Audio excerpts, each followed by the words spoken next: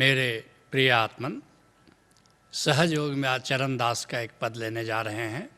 चरणदास का जन्म 1703 ईस्वी में हुआ और 1839 ईस्वी तक वे राजस्थान और दिल्ली की धरती पर विचरण करते रहे।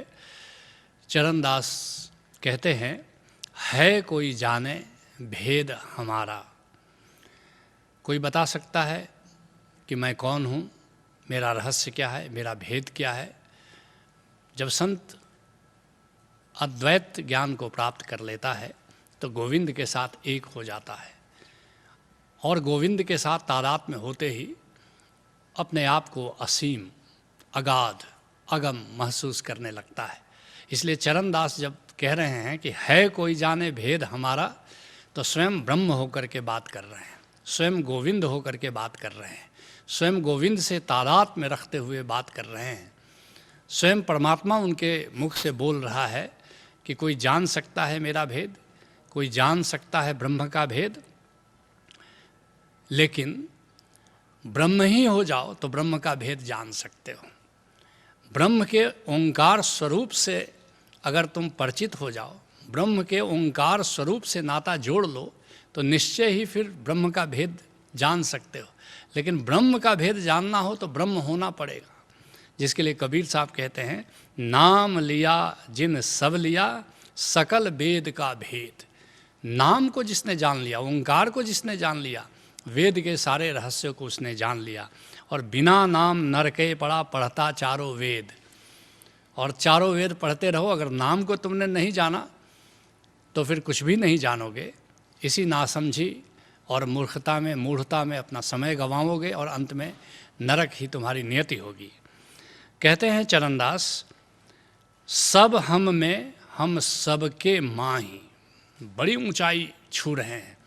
कहते हैं कि सब हम में, ये सारी सृष्टि मुझ में ही स्थित है और हम सबके माही, और हम सबके भीतर सारे घटों में, सारे प्राणियों में मैं ही निवास करता हूँ।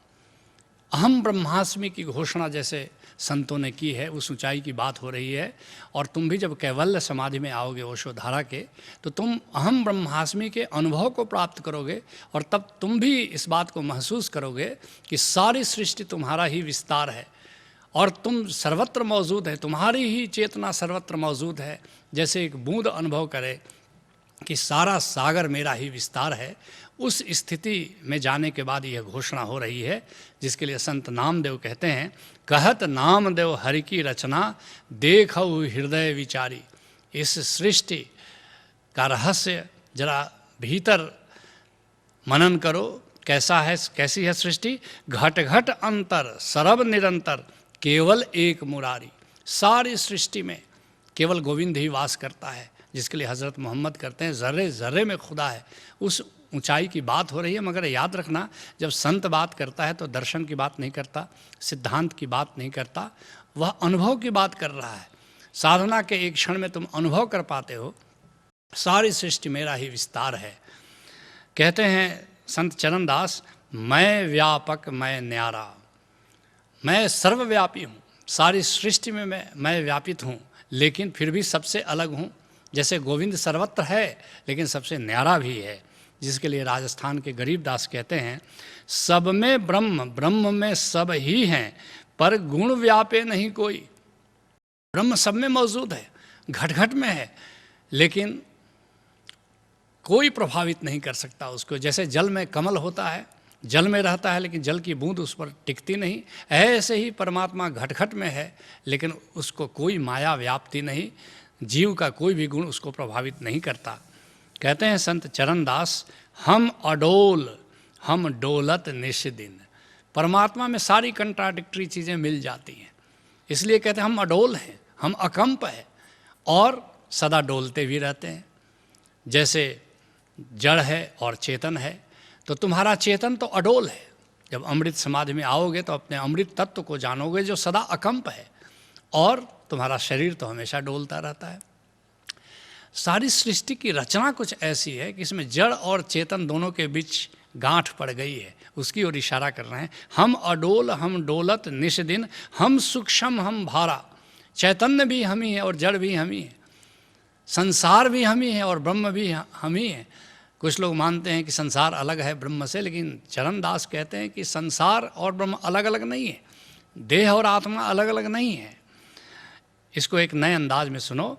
कुछ असार या सार नहीं, जीवन का श्रृंगार यही, कुछ शाश्वत कुछ क्षणभंगुर, जीवन का आधार यही।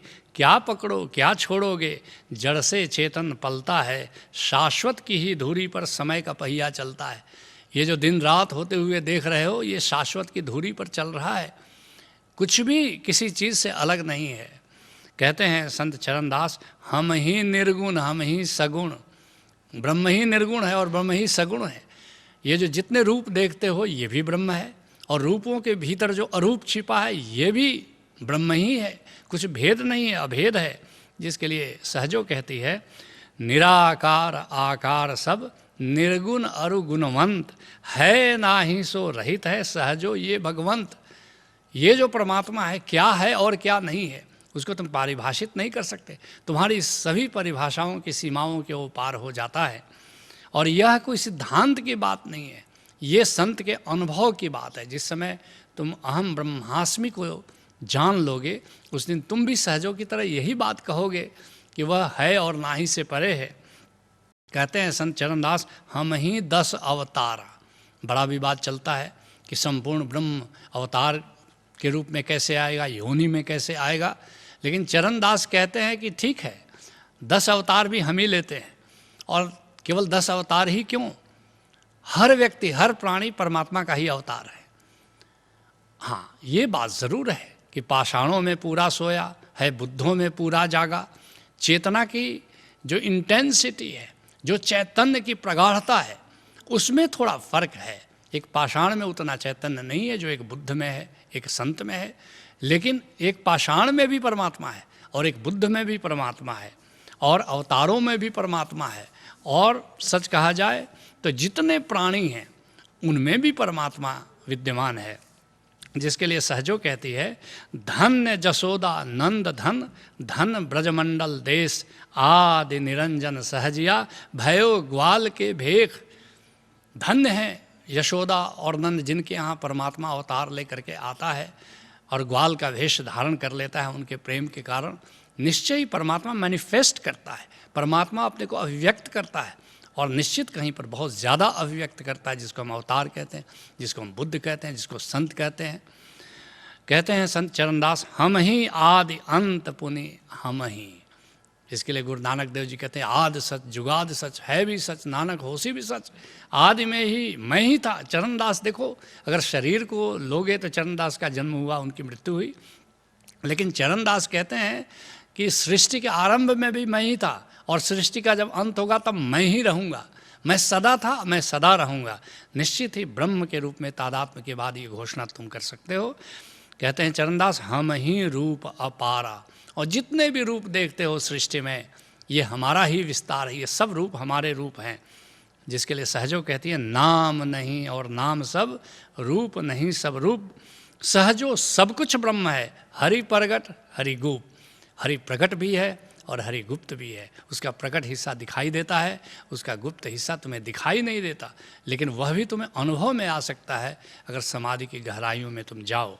कहते हैं संत चरणदास, महाराज हम वार पार हैं, हम ही जग उजियारा। कहते हैं हम महाराजों के महाराज हैं, हम सम्राटों के सम्राट हैं, और जो भी इस जगत में उजाला फैला हुआ है, सूरज से कि चाँद से कि तारों से, ये सब मैं ही हूँ और सब मेरे ही कारण है। कहते हैं संत चरणदास, हम ही गुरु सुखदेव विराजे। और मेरे गुरुदेव सुखदेव दास, उनमें भी मैं ही बैठा हुआ हूँ।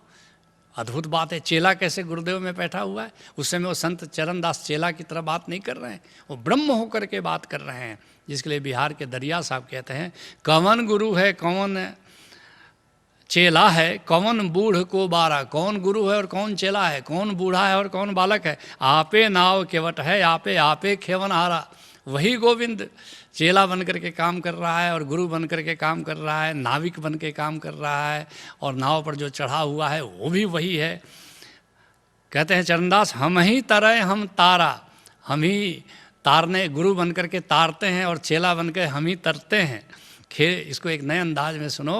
खेले रघुपति अथवा रावण, चल रहा वही पत्ते बावन, अथ क्रीड़ा शरणम गच्छामि, भज होशो शरणम गच्छामि। इधर से रावण बनकर वही सीता को चुराता है और उधर से राम बनकर वही रावण का संहार करता है। कहते हैं चरण दास घट हम ही बोले, समझे समझन हारा। जिसके लिए बिहार के दरिया साहब कहते हैं, कहे दरिया यह अगम ज्ञान, बूझ विचार कोई संत सुजान। लेकिन अहम ब्रह्मास्मि की जो ये बात है, ये बड़ी भेद भरी बात है, ये अगम बात है, अगाध बात है, और इसको कोई बिरला संत ही जान पाता है। लेकिन निश्चित रूप से एक दिन तुम भी समाधि की गहराइयों में जाते रहे तो तुम भी जान पाओगे कि मैं भी ब्रह्म हूँ, अहम ब्रह्मास्मि की घोषणा एक दिन कर पाओगे। यही सहज योग है। हरि ओम तत्सत।